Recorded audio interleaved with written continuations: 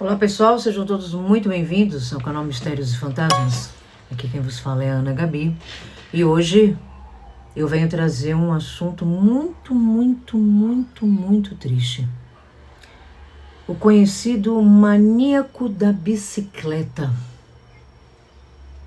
O nome do monstro é Laerte Patrocínio Orpinelli. E hoje eu vou contar tudo que ele fez, quem ele era, onde ele atuava e lembrando que vocês, pais e mães, tomem bastante cuidado com seus filhos. Antes de mais nada, não se esqueçam de se inscrever aqui no canal, de deixar o seu like, o seu comentário, ativar o sininho de notificação e compartilhar com pessoas que queiram se informar de casos desses níveis, assim como eu, assim como você. Toca a vinheta.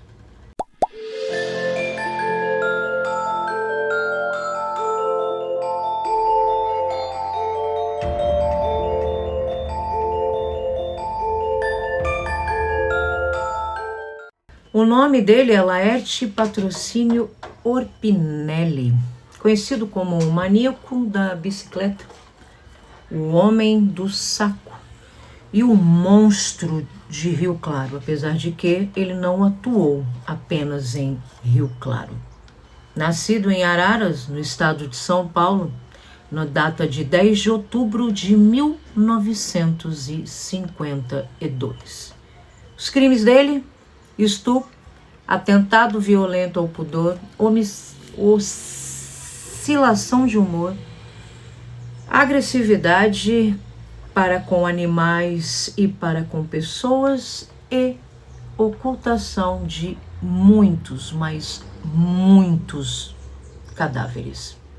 A pena dele de apenas 100 anos. Só que para chegar a ser pego, a cumprir essa pena, que não foi cumprida, até um delegado dar a devida importância a um caso absurdo desse, isso levou muitos anos, isso foram levadas muitas vidas, muitas crianças de 3, pasmem, de 3 a 11 anos passaram na mão desse monstro, desse imundo, desse sujo, que só foi preso em 10 de janeiro do ano de 2000.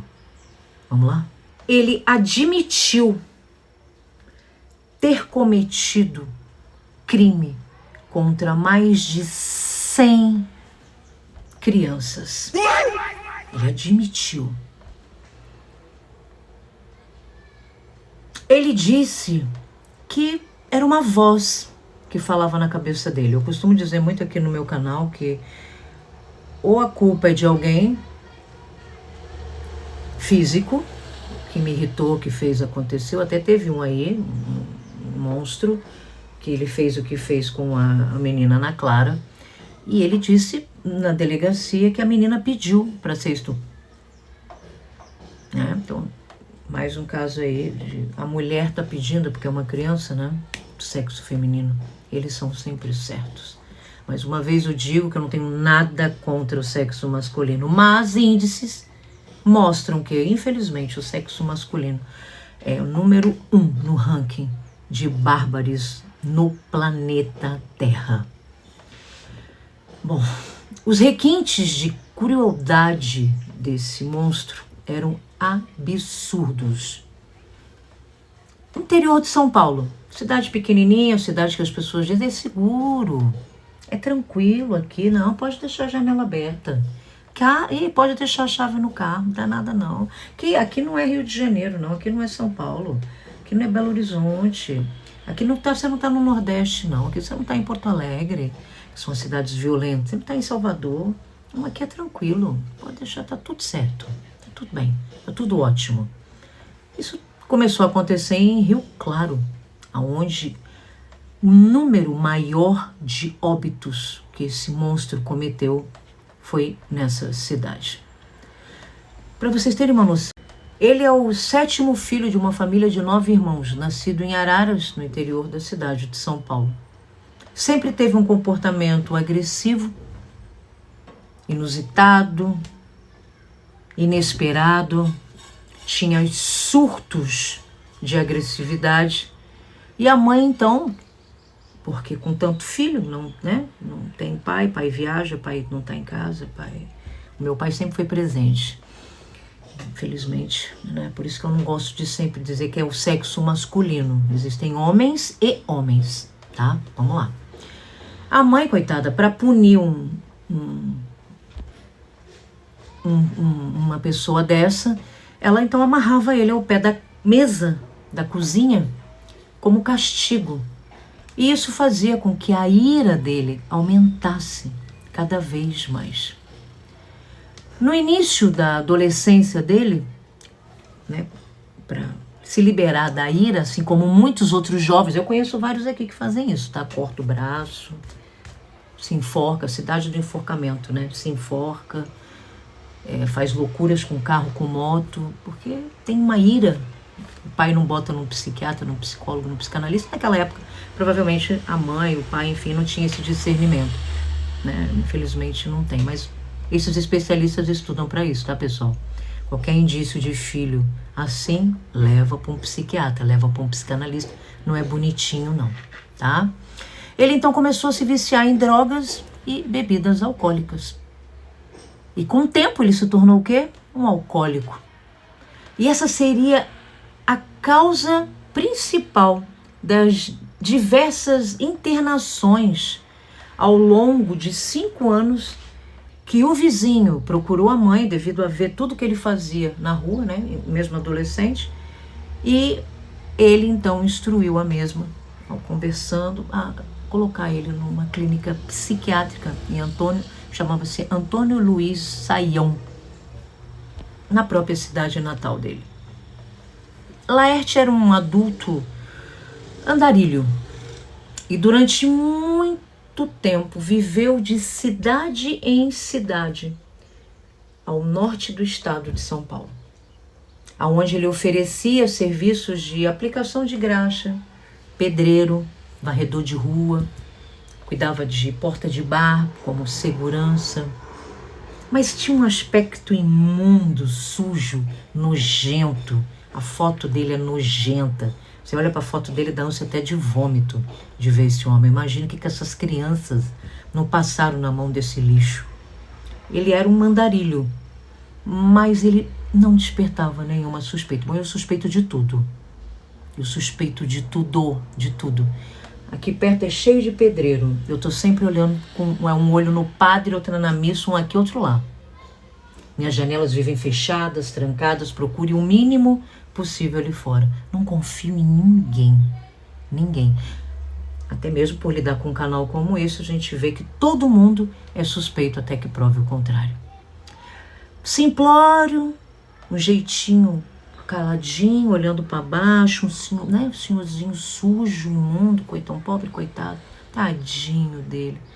Se fosse minha avó, falaria, tadinho, né, coitado, tadinho. Ninguém imaginava o que vinha atrás daquele tadinho, que muitos o viam dessa forma. Ele possuía um caderno, onde ele anotava todas as cidades e a data, e no início da década de 1990, a cidade de Rio Claro estava se recuperando de vários crimes bárbaros que vinham sendo cometidos, né, contra as crianças na cidade. E a autoria, obviamente, que era desse monstro. Bom, acusado de 4 crianças na década de 1980. Em virtude disso, à medida que as crianças desapareciam na cidade, tendo suas ossadas encontradas meses depois, a maioria das ossadas foram encontradas no horto florestal, vou deixar assim mesmo, de Rio Claro. A população logo atribuiu as mortes a esse monstro, que foi preso desde 1984. A cidade de Rio Claro, então, passou a ficar alerta, o que gerou uma cautela maior no sentido de proteger as cidades. Mas solto, porque o delegado alegava que não tinha provas suficientes contra ele. Parece, né, o caso do estupro que matou a mãe e as 3 filhas do cara que estava trabalhando como caminhoneiro lá em Mato Grosso do Sul, né? Um absurdo, o cara com vários registros de estupro. Pedreiro, que é bonzinho, tadinho, tão bonzinho. Pedreiro fez o que fez. Não é isso? É isso aí, vamos lá. Bom, Laerte utilizava, acertei, uma bicicleta vermelha, porque eu fiz um texto aqui para ler para vocês. Por isso, do pseudônimo de maníaco da bicicleta. Ele chegava em uma cidade nova e logo procurava saber das condições do local. Procurava se aproximar de pessoas, até pelo aspecto de bonzinho, pouco falante, bonzinho, né? Maltrapilho. Um pobre coitado. Né? Um pobre coitado. A gente tem que dar a mão aí pra ele. E ele ficava de longe observando sempre crianças, pais, mães, escola, andando na rua sozinho, as condições das crianças às quais ele atuava, ele fez o que fez, eram crianças de baixíssima renda, muita baixa renda. O que ele fazia? Ele tinha uma barraquinha que ele botava na bicicleta dele, um negócio de bala e doce, né? E então as crianças, muito pobrinhas mesmo, ele passava ali, ele oferecia. Quer uma balinha, quer um docinho e tal. Mas como ele ficava perto desses pais, porque ele não só observava, ele mantinha um contato. Você quer que eu passe uma vassoura aqui? Posso lavar seu carro? Eu posso ajeitar sua porta, posso passar... Ele trabalhava também com um negócio de graxa, né? Eu posso passar graxa aqui, ó, na sua porta. Não precisa me pagar nada não, tá tudo certo e tal, com aquela aparência. Aí ganhava roupa, ganhava acalento, ganhava comida, ganhava água, aquelas coisas todas que pessoas do bem são assim, né? As pessoas são boas e eles que são maus. Esse pessoal que é demoníaco, que são os vermes, que são os lixos, eles conseguem identificar quando uma pessoa é boa. E eles se aproveitam da bondade dessas pessoas. E não há nada mais bonzinho e mais puro do que uma criança e um animal. Não existe nada mais puro do que esses dois seres. E ele, então, tinha foco nas crianças. Com a promessa de oferecer mais doce para essas crianças, ele dava uma balinha, um bombom, um negócio e tal, e a criança, obrigada, né? Pobrinha, o pai não tinha como comprar, a mãe não tinha como comprar. Ele então falava, então você vem comigo, sobe aqui na bicicleta, que eu vou te levar para dar uma voltinha. E eu vou te levar num lugar onde tem muito mais doce e balinha para eu te dar. Ele levava essas crianças então para dentro de um matagal. E lá ele se tornava o demônio, né, o monstro, o verme, o lixo que ele sempre foi. Lá atrás, já desde lá, a mãe já via que ele era isso. Né? A mãe já sabia que ele seria isso. Nem clínica psiquiátrica, nesse caso, como eu disse no início, deu jeito nele, né? Não deu jeito. E fazia o que queria com essas pobres crianças. Ele era um homem gordo, sujo, imundo, grande. E ali elas gritavam, berravam, ninguém vai escutar dentro de um canavial, no meio do nada. Imagine, cidade pequena hoje, né, do interior, já quase não se vê ninguém na rua, não se tem nada, imagine.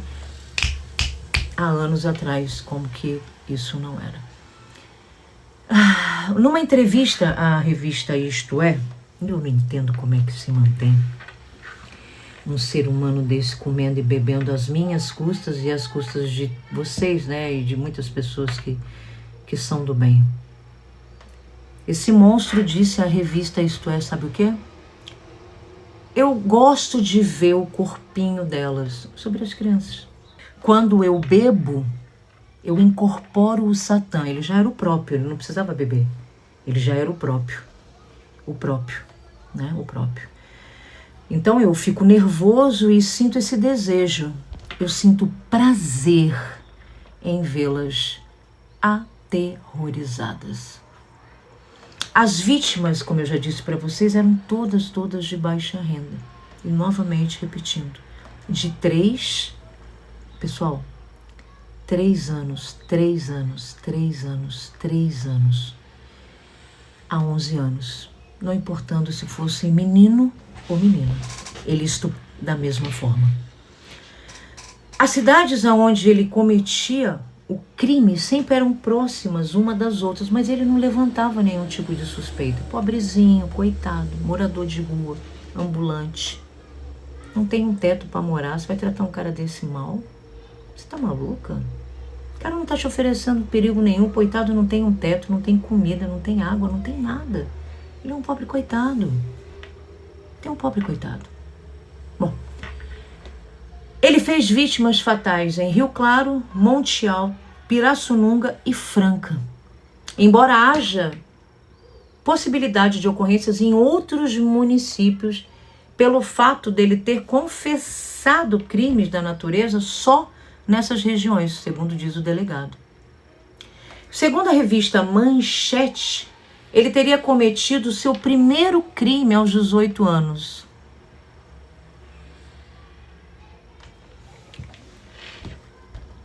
Ano 1970. Entretanto, ele não indicou a localização dos corpos. Os crimes só iam aumentando. Ele barbarizou muitas. Ele barbarizou muitas crianças, muitas mesmo. Em dezembro de 1998, em Rio Claro, a polícia recebeu uma denúncia sobre um indivíduo que havia sido visto agarrando 2 meninas na rua. Após deterem o suspeito, ele foi liberado, abrindo-se apenas um boletim de ocorrência. Então, um cara, um andarilho, um morador de rua, tadinho, trabalhador, tadinho, tá ali vendendo bala e doce, coitadinho. Ele pega as 2 filhas suas, pega pelos braços, com certeza, não era para fazer carinho. Mas o delegado disse que tá tudo bem. Ele era um pobre coitado, então ele foi liberado. Embora o caso parecesse encerrado ali, a delegacia e a delegada Sueli Batelotti, que atuava em outro departamento, se interessou por esse caso. Já podia ser mulher, né? Se interessou por esse caso. E com base nas informações prestadas pelo suspeito que ela acabou averiguando, ele então foi detido por ela, por essa mulher, por essa delegada. Ela visitou o local indicado na ficha como a moradia dele. E a partir dali ela teve acesso a uma série... Mas não morava na rua? Há uma série de informações importantes que garantiram o ponto inicial da busca pelo homicida. De tudo que ele fazia, no caso, que ele já estava preso. Olha quantos anos estão se passando, quantas crianças ele fez, ele pintou e bordou, quantas crianças estiveram na mão desse imundo, e ele, a justiça, falha, ele simplesmente perambulando na rua, fazendo o que ele queria. Fazendo o que ele queria, Só em 1909, nós estamos falando de 1970, só em 1999, então 29 anos ele fazendo isso tudo.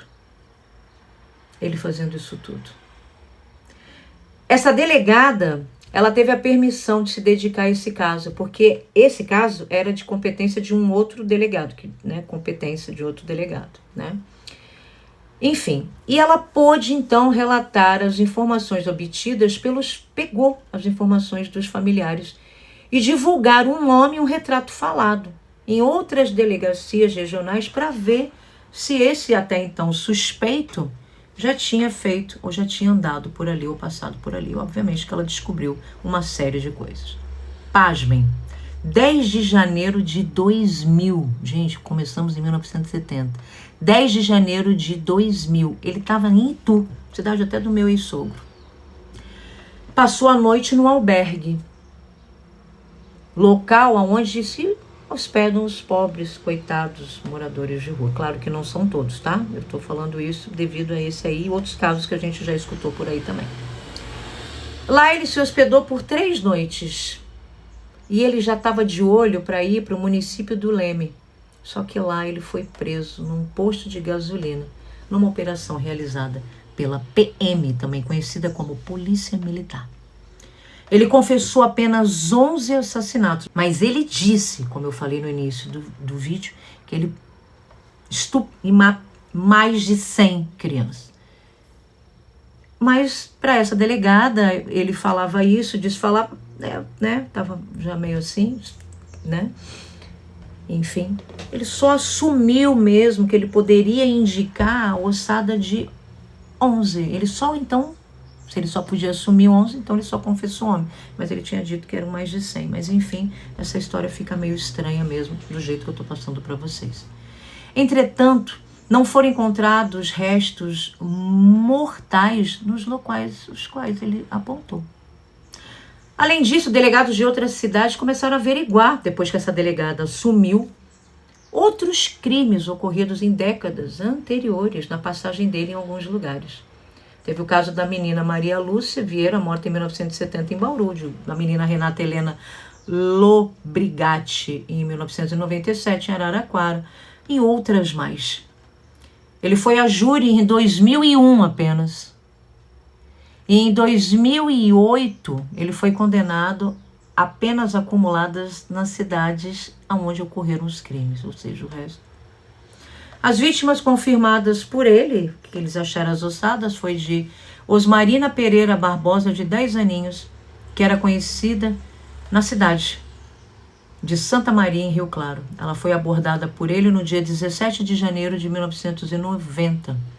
Ela estava junto com seu priminho, José Fernando, e ele a levou para um canavial, onde ela foi expã até a morte. A sua ossada foi achada em setembro do mesmo ano.